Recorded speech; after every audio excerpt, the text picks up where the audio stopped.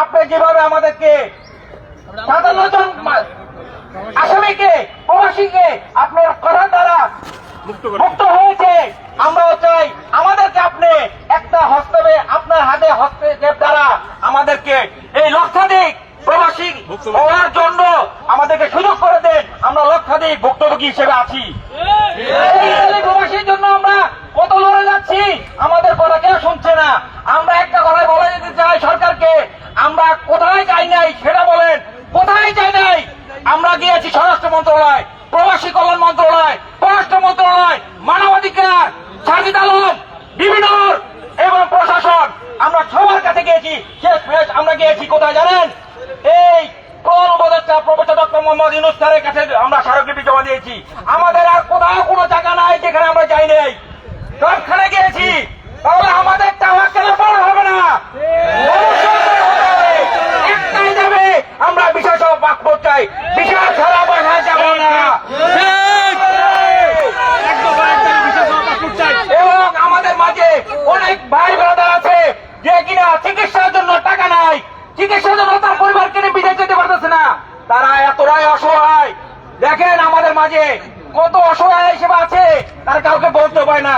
এই কিছুদিন আগে, দু একদিন আগে আমার এক ভাই সাগর ভাই, সে ইতালির প্রবাসী ছিল, সে কাগজ জমা দিয়েছিল ভুক্তভোগী শরীয়ত প্রবাসী, সে কিন্তু দেখেন মারা গিয়েছে স্ট্রোক করে। আমরা কত বর্ণহত তার জন্য আমরা আত্মনাদ করি, আমরা কত অসহায়, আমাদের অসহায় তো দেখেন সরকার। আমরা ইউনূস স্যারের মধ্যে আকুল আবেদন জানাই, এই সাগর ভাইয়ের মতো আমাদের বুক ফেটে যায়, আমাদের জীবনটা কখন চলে যায়। আপনারা আমাদেরকে কথা শুনেন, আমাদেরকে বাঁচান, আমাদেরকে ভিসা দিন। এই অ্যাম্বাসির প্রতি আমাদের আকুল আবেদন, আপনারা আমাদেরকে ফেলে দিবেন না। আমরা অবশ্যই আপনাদের কাছে কৃতজ্ঞ থাকবে, আমাদের পরিবার কৃতজ্ঞ থাকবে।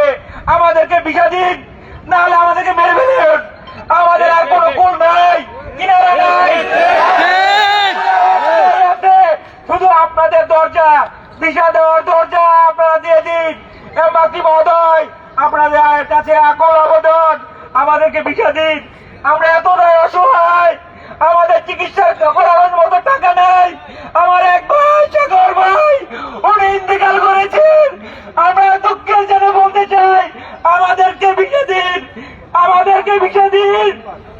ডক্টর মোহাম্মদ ইউনূস স্যার, আপনার কাছে আকুল আবেদন, আমাদেরকে ভিসার ব্যবস্থা করে দিন। লক্ষাধিক ভাই বোনেরা এখানে আছেন, আমার বুক ফেটে যাচ্ছে, আমার চোখে পানিও শুকিয়ে যাচ্ছে, কিন্তু আমার কান্না আসতেছে না। তারপর আমি আপনাদেরকে বলতে চাই, আমাদের আবেদন মঞ্জুর করুন, আমাদেরকে ভিসা দিন। লক্ষাধিক ভাইয়ের পক্ষ হয়ে আমি আতিক বলছি, আমাদেরকে ভিসা দিন। আমরা যারা 15,000 লোক ইতালি যাওয়ার জন্য অন্যান্য দেশ থেকে যারা আসছি, তাদেরকেও আমরা ভিসা দিন। মোট আমরা 1 লক্ষাধিক প্রবাসী ইতালি ভুক্তভোগী, আমাদেরকে সকলে ভিসা দেওয়ার যোগ্য আছি। কারণ যারা রিজেক্ট হওয়ার যোগ্য ছিলাম, তারা আগে রিজেক্ট হয়েছিলাম, কারণ ইতালি থেকে বলতে পারি না। আমাদের পারিবারিক, আমাদের আত্মীয়-স্বজনের মাধ্যমে বিশাল অবস্থা উঠলে আমরা কেন বঞ্চিত হবো? কেন আমরা বিশাল পাবো না ইতালি থেকে, ইতালির এম্বাসির কাছে এবং আমাদের ডক্টর মোহাম্মদ ইউনূস স্যারের কাছে আকুল আবেদন।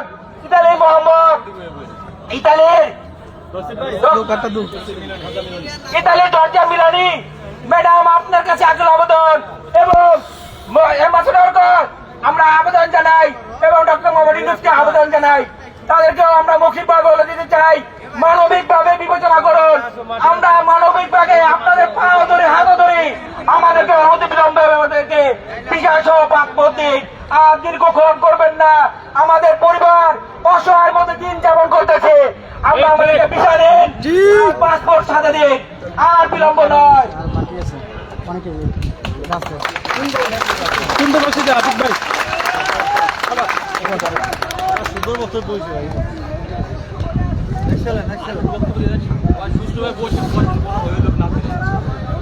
ওনারা পানি দেন, পানি আছে, পানি পানি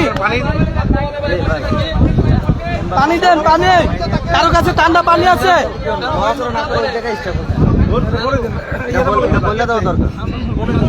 বলে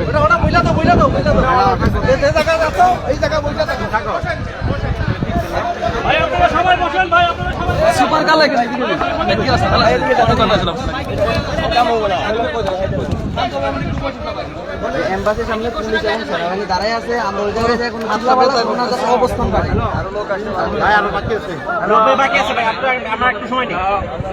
ভাই আসে না তো ভাই ওইখানে কিন্তু বেশি সময় নিতে পারবো না, সবাই আইসালো ওই জায়গায় বেশি সময় নিয়ে না না 10টার পরে যাই আমরা আমরা 10:30 পরে যাই, আমাদের সমস্যাগুলো সবাই আছে, সবাই অ্যাটেন্ড করবে, বুঝলেন নাই? আরিফ ভাই মুখে বললে দেন, একটা মাইক আসছিল তো, হ্যালো ভাই, একটা ভালো খবর আছে। আমরা ভালো খবর কি শুনতে চাই, জানতে চাই? তাহলে আপনাদেরকে একটা হাত জোড় করে বলে আপনারা আগে একটু সুশৃঙ্খলভাবে বেঞ্চে বসুন। আমাদের ভাই, আমাদের বন্ধু, আমাদের আত্মীয়, তারা আমাদেরকে সহযোগিতা করতেছে। আপনারা দয়া করে ফুটপাত রাস্তাটা ছেড়ে দেন, আসন গ্রহণ করুন বেঞ্চে। অবশ্যই বসেন, আমার ডানে আমার বামে, আপনারা প্লিজ বসেন।